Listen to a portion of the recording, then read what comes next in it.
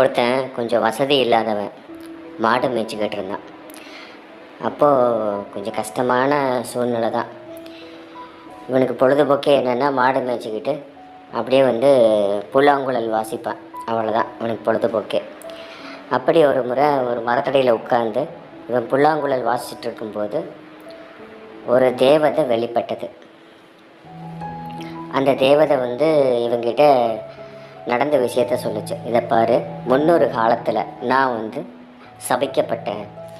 அப்போது எனக்கு கொடுத்த சாபம் என்னென்னா, யார் புல்லாங்குழல் இங்கே ரொம்ப கேவலமாக வாசிக்கிறாங்களோ அவங்க உன்னோட சாபத்தை நிவர்த்தி பண்ணுவாங்க, நீ அவனையே கல்யாணம் பண்ணிக்கலாம் அப்படின்னு சொல்லிச்சு.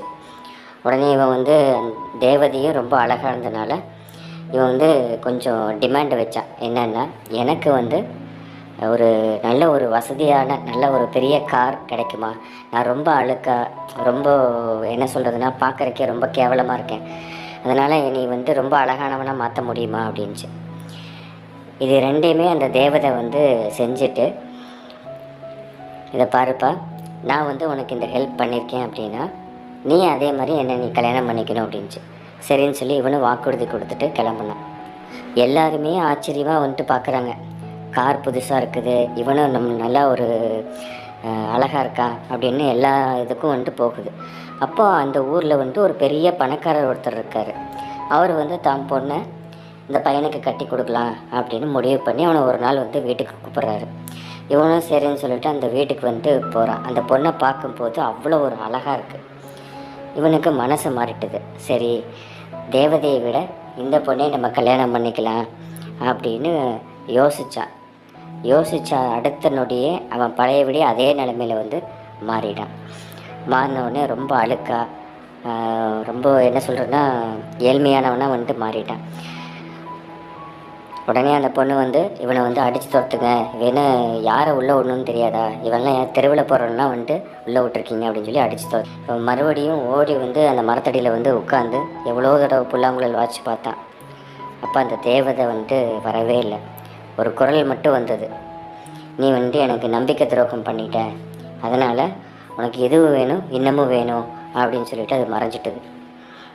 இந்த கதையிலிருந்து நம்ம தெரிஞ்சுக்கக்கூடிய விஷயம் ஒன்றே ஒன்று தான். யாருக்கும் நம்பிக்கை துரோகம் மட்டும் நம்ம பண்ணக்கூடாது. ஒன்று, யாருக்காவது வாக்குறுதி நம்ம கொடுத்தோம் அப்படின்னா அந்த வாக்குறுதியை கண்டிப்பாக நம்ம நிறைவேற்றணும். ஏன்னா நம்ம வாக்குறுதி கொடுக்கும்போது அவங்க நம்மளை முழுமையாக நம்புகிறாங்க. ஸோ அந்த வாக்குறுதிக்கு ஏற்ற மாதிரி நம்ம சிந்திக்கணும், செயலும் அதே மாதிரி தான் இருக்கணும். அப்படிங்கிறதுக்காகத்தான் இந்த ஒரு கதை.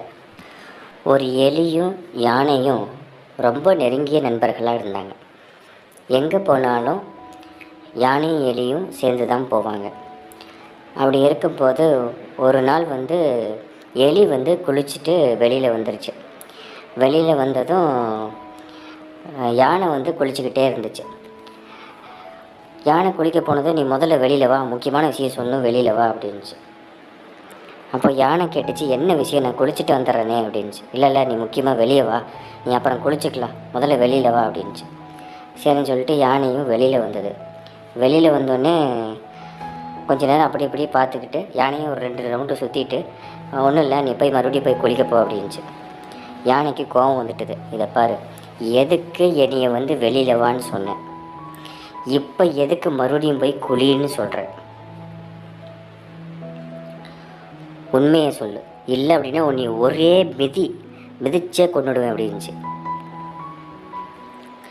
அப்போ அதுக்கு அந்த எலி சொல்லிச்சான், ஒன்றும் இல்லை, என் சட்டியை காணோம், ஒருவேளை நீ போட்டிருப்பியோன்னு நினச்சி தான் உன்னை கூப்பிட்டேன் அப்படின்ச்சான். ஒரு ஆசிரியர் விடைத்தாளை திருத்தி எல்லா மாணவர்கள்கிட்டையும் கொடுத்துட்டு இருந்தார்.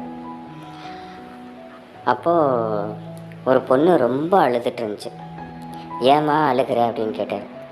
இல்லைங்க, ஏன் எல்லாமே கரெக்டாக எழுதியிருக்கேன், ஆனால் நீங்கள் வெறும் 98 மார்க் தான் போட்டிருக்கீங்க அப்படின்னு சொல்லி ஒவ்வொன்று மறுபடியும் அழ ஆரம்பிச்சது. அப்போது வாத்தியார் பார்த்துட்டு, ஏமா கிளாஸ்லேயே நீ தான் ஃபஸ்ட்டு 98 மார்க் வாங்கிக்கிறேன், அப்புறம் ஏன் அழுகிறேன் அப்படின்னு சொல்லிட்டு இருக்கும்போதே அங்கே லாஸ்ட்டில் ஒரு சலசலப்பு நடந்தது.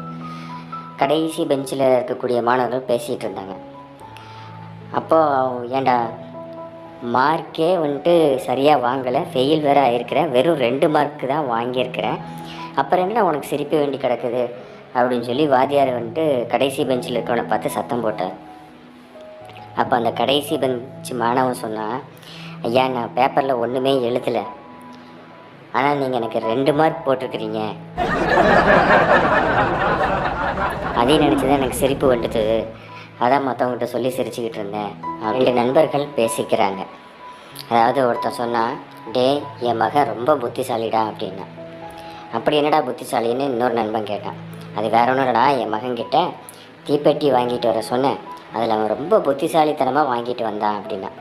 தீப்பெட்டி வாங்கிட்டு வரதில் என்னடா புத்திசாலித்தனம் அப்படின்னா.